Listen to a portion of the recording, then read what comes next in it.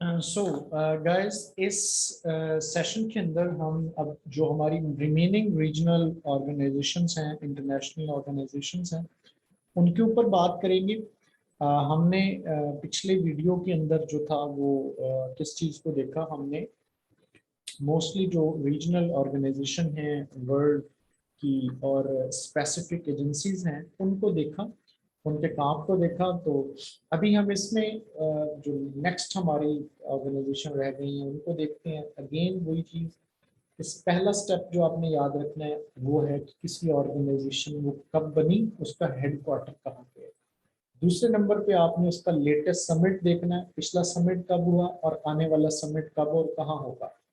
और फिर आगे उसका दूसरा लेवल है, अगर आप उसको मास्टर करना चाहते हैं, आप उसके बारे में जितनी इंपॉर्टेंट मालूमात आपको चाहिए वो इन स्लाइड्स के अंदर मौजूद है, जिनको अगर आप कर लोगे तो आपका एग्जामिनर जहां से मर्जी जो है वो एक एमसीक्यू सर्च करके आपके लिए बना दे आपकी ऑर्गेनाइजेशंस के लिए, तो वो फिर आपका मिस नहीं हो। तो लेकिन उसको अपने वेटेज को ख्याल रखा करें कि आपका अगर वेटेज 20% है तो कभी भी वो इतनी डिटेल के अंदर जो वो जाके एक आपका ऑर्गेनाइजेशन का नहीं बनाएगा। वो ज़्यादा से ज़्यादा ऑर्गेनाइजेशन का अगर आपका 20% जीके है, 30% है, तो वो ज़्यादा से ज़्यादा जाके आपका क्या पूछ लेगा, मैक्सिमम आपका जाके जो है वो पूछ लेगा, आपका हेडक्वार्टर पूछ लेगा, कब बना था ये पूछ लेगा। That's it. चलें जी। Gulzar, why are you creating these lines? So अभी हम पढ़ते हैं फाइनेंशियल एक्शन टास्क को। फाइनेंशियल एक्शन टास्क जो है वो क्या है बेसिकली।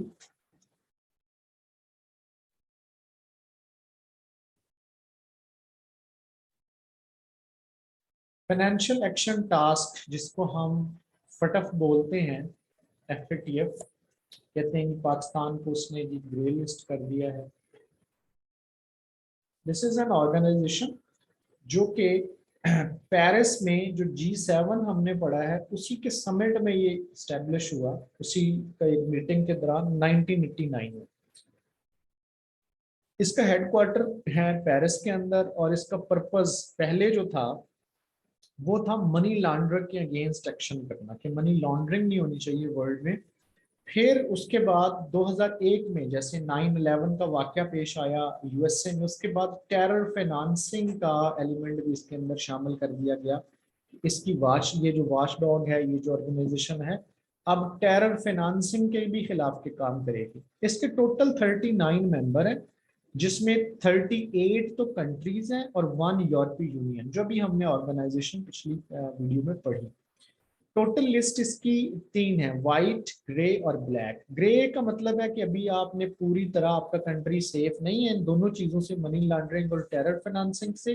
और ब्लैक का मतलब है कि आप कॉपरेशन भी नहीं कर रहे। दुनिया आपको कह रही है कि आपके मुल्क में मनी लॉन्ड्रिंग हो रही है, टेरर फाइनेंसिंग हो रही है, but you are not cooperating. Then अगर आप कॉपरेट नहीं करते, you are insulted into black list, you are black listed. Pakistan जैसे कॉपरेशन कर रहा है, मसाइल हैं अभी, तो वो उसको ग्रे लिस्ट में रखा गया। ये टोटल 40 रिकमेंडेशन देती है कि ये जी ये काम करे जी वो कंट्री, अगर उसने अपने आप को टेरर फ्री, फाइनेंसिंग से फ्री और मनी लॉन्ड्रिंग से फ्री। और 9 स्पेशल रिकमेंडेशन है इनकी, तो आपको टोटल 49 इनकी रिकमेंडेशन मिलती है, जिनके एक्शन प्लान हर कंट्री के लिए अलहदा बनाया जाता है। जो पाकिस्तान के लिए इलेक्शन प्लान बनाया गया था, तो उसको हम अगली साइड में देखते हैं। तो अभी जो कंट्रीज, मुल्क जो मौजूद हैं इसके अंदर वो हैं, उसमें ब्लैक लिस्ट के अंदर वो आपका ईरान और नॉर्थ कोरिया 2 कंट्रीज शामिल हैं। पाकिस्तान जून 2018 में ग्रे लिस्ट किया गया and still it is on grey list. अभी मैं 2022 के जनवरी में बात कर रहा हूँ आपसे। So Pakistan was given 27 point action. ठीक है, पाकिस्तान को 27 पॉइंट ऑफ एक्शन दिए गए कि आपने इसके ऊपर काम करना है, and still we have left with 3। हम अभी 3 पे काम नहीं कर पाए। पाकिस्तान को एक पिछले दफा एमसीक्यूज पूछा गया है कुछ PPSC के टेस्ट के अंदर कि पाकिस्तान को कितने वोट चाहिए FATF की ग्रे लिस्ट से निकलने के, तो वो पाकिस्तान को 12 वोट्स चाहिए हैं कि वो ग्रे लिस्ट से निकल सके। उसके बाद आ गया जी आपका Asian Pacific group. Asian Pacific group जो है वो क्या है, वो भी एफएटीएफ की तरह की एक ऑर्गेनाइजेशन है जो एशियन कंट्रीज के अंदर काम करती है, एशिया और कुछ पैसिफिक की कंट्रीज के दरमियान, आइलैंड के दरमियान। तो ये इसका जो काम है वो मनी लॉन्ड्रिंग के ऊपर है सिर्फ, और ये 1997 में बनी, और 41 इसके मेंबर हैं, और हेडक्वार्टर इसका सिडनी ऑस्ट्रेलिया के शहर सिडनी में। फिर अगली organisation we have Amnesty International. Amnesty International is a human rights organisation. ये ह्यूमन राइट्स की बात करती है, किसी मुल्क में किसी खास तबके के खिलाफ, किसी खास जेंडर के खिलाफ कोई हकूक की पामाली होती है तो एमनेस्टी इंटरनेशनल वहाँ पे काम करती है और वहाँ पे बोलती है उन हकूक के, उनकी ऐसी जो काम है, ऐसे जो एक्ट्स हैं जिन जो कि इंसानियत के खिलाफ हैं, या जो आप कह लो कि